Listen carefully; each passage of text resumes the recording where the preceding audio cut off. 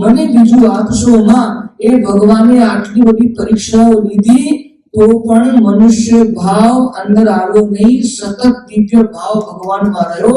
જે દિવસથી ભગવાનના સત્પુરુષોમાં, ભગવાનમાં, મોટા પુરુષોમાં આપણને દિવ્ય ભાવ પરટવા માંડે એટલે સમજવું કે ભગવાન પાસે આપણે છીએ, આપણી પાસે ભગવાન છે, આપણે ભગવાનથી જરાય દૂર નથી.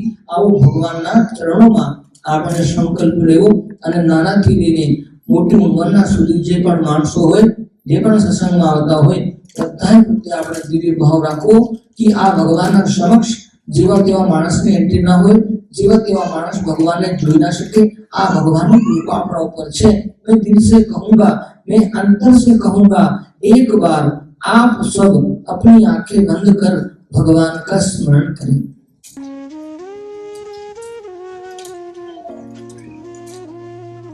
मैं बोलूं, वह बोलूं.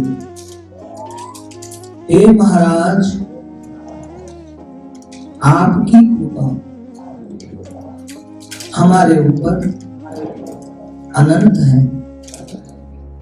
उसी कृपा के कारण आज हम तेजस्वी हैं, समृद्ध हैं.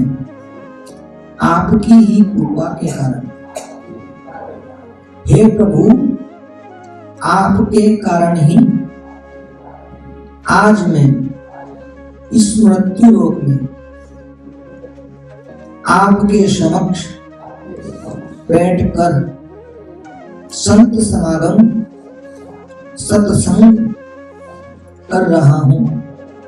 यह भी आपकी ही कृपा से है.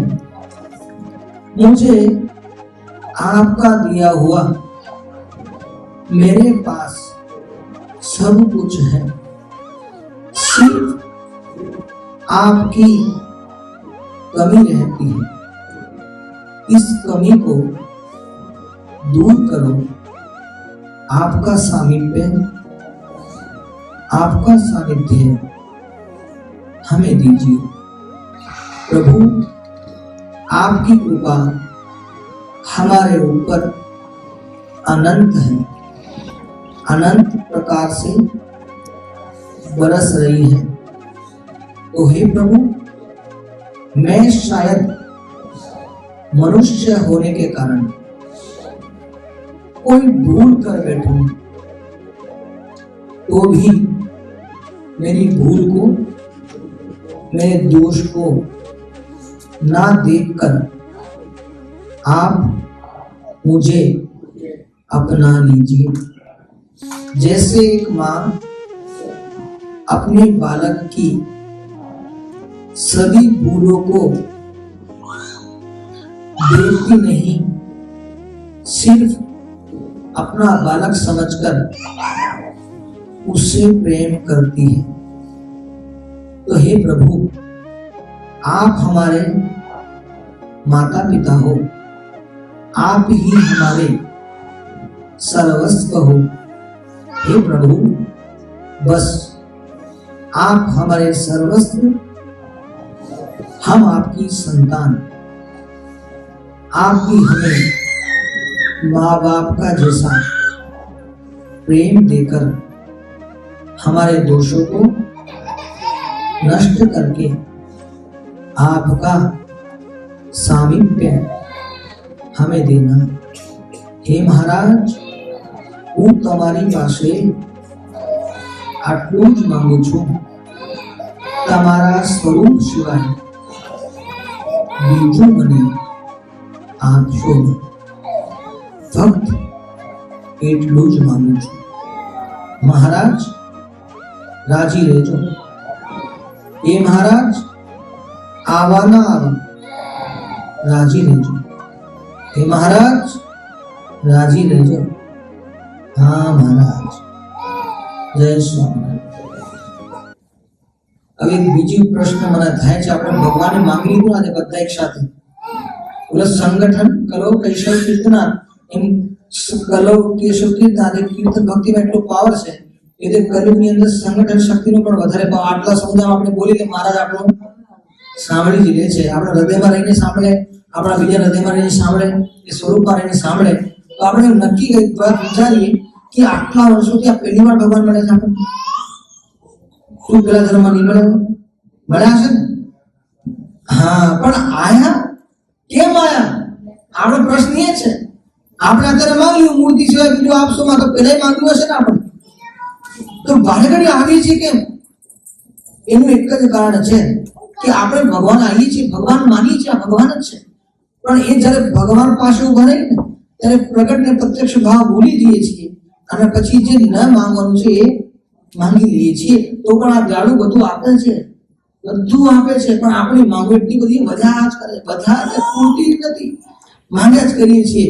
આપણે જ્યારે જ્યારે ભગવાન આગળ આવ્યા ત્યારે પ્રત્યક્ષ ભાવ ને પ્રગટ ભાવ ભૂલી જઈએ છીએ અને ભગવાનથી જે માંગવાનું છે નથી માંગતા. શું માંગીએ છીએ? આ સંસારમાં જે સાંસારિક પદાર્થો જે માંગીએ છીએ, જે નથી લેવાનું, એ બધું માંગી લઈએ છીએ. આ બધું માંગવાનું પણ કોઈ ટેન્શન નહીં, બધું માંગો, પણ એની સાથે એક વસ્તુ પણ માંગજો, જેના કારણે આપણે અહીંયા આવવું પડે છે ને. એ એક જ વસ્તુ છે કે આપણે ભગવાન પાસેથી બધું માંગીએ છીએ, પણ કોઈ દિવસ ભગવાનથી ભગવાનને માંગતા નથી. એ ભગવાન લેવા જ આપણે વારે ઘડીએ આ મૃત્યુ લોકમાં જન્મ ધરીને આવવું પડે છે. હવે આ વખતે આ ભૂલ ના થાય. સ્વામી તમે ગમે તેટલું કહો ને તો પણ આપણે વરસાદ પડી ગયો, બહાર વરસાદ પડી ગયો, આપણે કોરા છીએ ને. ગોતો જોડાણો છે ઘાણી રે, બોલે શમશાને વેલા કહી દેવું છે. આપણે બધું આપણે આજે વાતો થઈ ને, જો કેટલા ભક્તોના રૂવાડો ઉભા થઈ ગયા છે. મારે બોલતા બોલતા સદાનંદ સ્વામીની વાતે એક રૂવાડો ઉભો થઈ ગયો, આપણે અંતરમાં મનમાં ઓતો થઈ ગઈ. પણ આ પછી ઓલા આ મસ્કીટોસ કિલર હોય ને, ઓલા મારનારા ગુડ નાઇટ ઉડે, તો આજે ગુડ નાઇટ પણ એવા આવી ગયા છે કે મચ્છરો જ એના ઉપર બેઠા ઓલા પ્રૂફ થઈ ગયા છે, ગુડ નાઇટ પ્રૂફ. એમ આ કથા થ્રુ ઘણા બધા લોકો વર્ષોથી અમે આવું બધું સાંભળ્યું છે, આ ખબર જ છે બધી. આ સ્વામી તો કઈ નવું નથી કેતા અમને, તો હું ક્યાં કહું છું હું નવું કહું છું? જે શાસ્ત્રો એ હું તમને કહું છું કે નવું કહેતો નથી. પણ મારો કહેવાનો ભાવાર્થ એટલો જ છે કે હવે તમે બધું માંગજો, કઈ વાંધો નહીં. આપણો સ્વભાવ છે એટલે માંગીએ, કેમ કે આપણે માંગ્યા વગર ચાલે નહીં. પણ આ બધું માંગો ને, છેલ્લે આટલું પણ માંગજો કે મહારાજ તમારાથી અત્યાર સુધી બધું માંગ્યું છે, પણ હવે ફક્ત એક તમે જ જોઈએ છીએ, બીજું અમારે કઈ જોઈતું. તો ભગવાન આવશે ને એટલે ઓટોમેટિક જે ગણવિચારણા કીધું કે મારે કઈ જોઈતું નથી. મને જે માને એની પાસે સુખ સાહેબીઓ, સમૃદ્ધિઓ, અષ્ટ સિદ્ધિઓ, બધી પ્રકારની સિદ્ધિઓ એના ઘરે જજો, મારે કઈ જોઈતું નથી. એટલે ભગવાન પકડી લઈને બધું આવી જાય, માંગવું જ મટી જાય. માંગવું પડે, બિન માંગે મોતી મિલે, માંગે મિલે નથી. વગર માંગે બધું મળી જાય, પણ માંગવાની ભીખ કઈ મળતી. अल्लाह के नाम दे दे, बाबा के नाम दे दे, आपको भी मांगा करे भिखारी, પણ બિચારા પાસે સવાર સાંજ 10 કે 20 50 100 રૂપિયા આવે, એનાથી વધારે જોઈ શકતું નથી. પણ આપણી બુદ્ધિ કેવી રાખવી ખબર ને, કેવું આપણે વિચારવું, આપણે ઊંચું વિચારવું. ભલે આપણી પાસે કઈ નથી, માનસી પૂજા કરવું, ત્યારે માનસી પૂજા કરતી વખતે એવું પ્રધાન ભગવાન આપવું કે આપણે કલ્પના ના આવે, આપણે કદાચ આપણી સામર્થ્ય ના હોય એ વસ્તુ પદાર્થ લાવીને ભગવાનને આપવાની. પણ જ્યારે ભગવાનનું ધ્યાન કરતા હોઈએ, માનસી પૂજા કરતા હોઈએ, ત્યારે તે દિલ ખોલીને ભગવાનને આપવું. એમાં કઈ ખર્ચો થાય છે? એમાં લોકો કંજૂસી કરે કે ભાઈ બસ સ્ટેન્ડ ઉભો તો, અને બસ સ્ટેન્ડ ઉભો થઈને આમ ઘણી વાર આમ લેને ખાય, એટલે બાજુમાંથી ભાઈ પસાર થયો કે ભાઈ મેં કબ સે દેખ રહા હું, આ માણસ ખાય છે શું, ક્યાં કબ સે દેખ રહા હું, ખા ક્યાં રહા? ઓલો ભાઈ બાજુમાં જઈને જુએ છે કે આ ખાય છે શું, હારો હાથ ખાલી ખાય, અને આમ કરે ને આમ ખાય, આમ કરે ને આમ ખાય. તો ઓલો ભાઈને થયું કે આ કઈ છે નહીં હાથમાં, અને પાછું લે છે ને પાછું મોડું ચવાવે છે, ચ્વિંગ કરે છે, ખાય છે, આમ ખાવાની બધી એક્ટિંગ કરે છે આની. આવું ધીમે ધીમે ભાઈ તું આ કરે છે શું, ખાય છે શું? લ્યો ભાઈ, હમણાં જ મારી સામેથી ખારી સિંગની લારી ગઈ, એટલે મારી ઈચ્છા થઈ ખારી સિંગ ખાઈ લઉં, પણ હારા ખિસ્સામાં હાથ નાખ્યો તો ખારી સિંગના પૈસા નહોતા.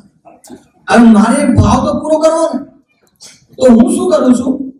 ખારી સિંગનો પડીકો લીધો મનથી, હાથમાં ખાલી કર્યો અને પછી એવો મજાથી તાનથી હું ખાઉં છું. મને ખરેખર ખારી સિંગનો બહુ સ્વાદ આવે છે. તો ભાઈએ કીધું, ભલા માણા, આવી રીતે ખારી સિંગ ખાવી હોય તો ખારી પિસ્તા, ખારા કાજુ, ખારી બદામ ખા. આમાં શું છે? ભલા માણા, આવો ગધો મારો છે. જો લોકો છે ને માનસી પૂજા કરે ને, એને ભાઈ આવું ધરાઈ દે. એટલે એને કઈ ખર્ચો થવો તો ખારી સિંગ ખાવ, કાજુ ખા, બદામ ખા, પિસ્તા, સારા સારા પદાર્થ ખા, પણ એમાં પણ માણસનો જીવ ચાલે નહીં. એટલે આપણે શું કરવું? આપણને જેવું જોઈએ એનાથી વિશેષ ભગવાનને આપવું. કદાચ આપણી પાસે આપવાની શક્યતા નથી તો ભગવાન તો ભાવના ભૂખ્યા છે, ભોગના ભૂખ્યા નથી. તો ભગવાનને જયારે માનસી પૂજા કરી ત્યારે એ બધા પદાર્થો આપી દેવા, સારામાં સારા સ્ટાન્ડર્ડ પદાર્થો ભગવાનને આપે. એમાં કંજૂસી કરવી નહીં. અરે આપણને ભગવાનને આપ્યું તો આપણે ભગવાનને આપવાનું શું હતું? એવા ભગવાન દયાળુ છે. આપણો સમય પણ બહુ દયાળુ છે કે જે આપણો પર સતત કૃપા કર્યા કરે ને, બધા જ કરે છે. એક વખત તમારે સૌને બોલવું પડશે, મારા મહારાજ મહારાજ છે. એની કૃપાએ કરીને જ અમે સૌ સુખિયા છીએ. આવા આવા જો કેવા જો હસે, જો બોલા, જો આપણી વાતો પર હસે છે, કિસ્સા ગપ્પા પુરાણ કરે છે. ભગવાન તમે બહુ દયાળુ છો. આ લક્ષ્મણ દેવની, આ નરનારાયણ દેવની અને બાળ સ્વરૂપ ઘનશ્યામ મહારાજની બહુ કૃપા છે. હું તમારે સેવા કરવા તો આવ્યા, કેવો સંકલ્પ સિદ્ધ છે. હું તમને કહેતો જવા, તમારા ઘનશ્યામ મહારાજ છે ને કેવા છે? ઘનશ્યામમાં તો તમારે કહેવાનું, પણ એને કેવું કહેવાનું? સંકલ્પ સિદ્ધ ઘનશ્યામ મહારાજ, સંકલ્પને પૂર્ણ કરનારા આ પ્રગટની પ્રત્યક્ષ ભગવાન છે. મારા સમયથી, ઘણા સમયથી ઈચ્છા હતી કે આનું પ્રતિષ્ઠામાં જવાયું, કેમ કે હું એકલો હતો. એના પેલા સભાઓ કરવાયા, પણ મંદિર ગમીને કોઈ જોયું નહીં. મનમાં વિચાર રહેતો હતું ક્યારેક ભગવાનના દર્શન કરવા જઈશું. બાજુમાં છે અહીંથી કલોની, તો બાજુમાં છે, ક્યારેક દર્શન કરવા જશું. તો ભગવાન કે દર્શન से काम नहीं चलेगा, सेवा करने आना पड़ेगा, लाभ लेना है. 10 દિવસની સેવા આપી દીધી. આ વાત હની છે. આ ખાલી સંકલ્પ કરો ને, માંગણી કરો ને, તો આખું હાથ પકડી લે એવા આ ભગવાન છે. આ ભગવાન બહુ દયાળુ છે. આ સ્વામિનારાયણ ભગવાન જેવો કોઈ આ દુનિયામાં ભગવાન નથી થયો. આપણે બધાએ ભગવાન પ્રત્યે, બધા દેવ પ્રત્યે આદર ભાવ છે, પણ જે સુખ આપણને ભગવાન સ્વામિનારાયણ આપ્યું છે ને, એવું સુખ તો મને લાગતું નથી કે કોઈ આપી શકે ખરું. કે મને પણ ભગવાન નહોતા મળ્યા સ્વામિનારાયણ, પણ જ્યારે મળ્યા છે ને ત્યારથી તો એવું અંતરમાં એવો આનંદ રહે છે ને. આજે આ ગુજરાતી પણ હું તમારી સામે બોલી શકું છું, આની કૃપા કરી. હું ગુજરાતી શીખવા ગયો નથી, આ તો થોડા 6-7-8 મહિનાથી થોડી શીખ્યો છું ગુજરાતી બોલતા. તમને લાગ્યું તો હશે, કદાચ ક્યાંક કાચું પાકું રહ્યું તો માફ કરજો. ગુજરાતીમાં કઈ અમુક શબ્દો પાકા શબ્દો ના આવડતા હોય ને, એટલે દેવ કૃપા રાખજો ભગવાનની. અને ના એવું નથી આવડતું. કઈ વાંધો, ભગવાનની કૃપા થઈ થાય છે. આપણામાં એવું કે સામર્થ્ય નથી કે આપણે, હું જયારે નવો સંત બન્યો ત્યારે મારે એવું સંકલ્પ રહેતું હતું કે અરે બધા શાસ્ત્રો ગુજરાતીમાં છે, આ બધા સંતો ગુજરાતીમાં કથાઓ કરે છે, જ્યાં જઈએ ત્યાં ગુજરાતીમાં વાતો થાય છે. સારું કે ટપુક આમ રામાયણની, ભાગવતની બધી વાતો આવડે ખરી, પણ આ સ્વામિનારાયણ ભગવાનનો મારે મહિમા ગાવો છે તો આ ગુજરાતીમાં જ બધું છે, કોઈ હિન્દીમાં વાત કરે નહીં. ત્યારે મેં એમને કૃપાથી આ પ્રાર્થના કરેલી. ત્યારે ગોપાળાનંદ સ્વામીને મેં યાદ કરેલા કે મહારાજ, તમે એમને બધું સોંપીને ગયા છો, એ કૃપા કરો જેનાથી મને આ સ્વામી સંપ્રદાયનું પૂરેપૂરું જ્ઞાન થાય. અને એની કૃપાથી લખતા, વાંચતા, બોલતા, સમજી જઈએ, બધું એની કૃપા થકી થાય છે. બાકી આપણને એવી સામર્થ્ય નથી કે આપણે કઈ શીખી જઈએ. આને એટલું જ કીધું હતું કે તારે જો ગુણગાન ગવાવા જ હોય મારાથી તો મને આટલું શીખવાડજો. પણ ભગવાનની કૃપાથી થોડું શીખી ગયા. તો ભગવાનને પ્રાર્થના કરીએ, આવી કૃપા તમે અમારા ઉપર રાખજો અને આવા ભગવાન તમે રાજી રહેજો. બસ આટલું ભગવાનના ચરણોમાં આપણે પ્રાર્થના કરીએ અને વંદન કરીએ. અસ્તુ. જય સ્વામિનારાયણ. શ્રીપદમ શ્રીધરમ સર્વદેવેશ્વરામ ભક્તિધર્મજમ વાસુદેવમ હરે માધવમ કેશવમ કામદમ કારણમ સ્વામિનારાયણમ નીલકંઠમ ભજે સદાનંદ. આપણે દીખાભાઈ આગળના કાર્યક્રમને આગળ ધપાવશે.